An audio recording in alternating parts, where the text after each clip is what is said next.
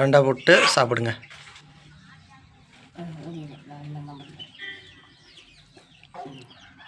எள்ளுருண்டை, எள்ளு, ராகி மாவு மற்றும் பனம் கருப்பட்டி.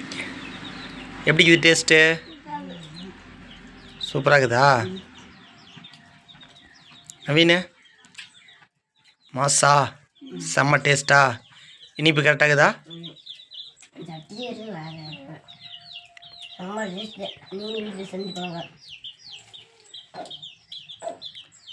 ஓகே ஃப்ரெண்ட்ஸ், நம்ம சேனலை சப்ஸ்கிரைப் பண்ணிக்கோங்க. இதுமாரி சூப்பர் ஃபுட்டெல்லாம் வரும்.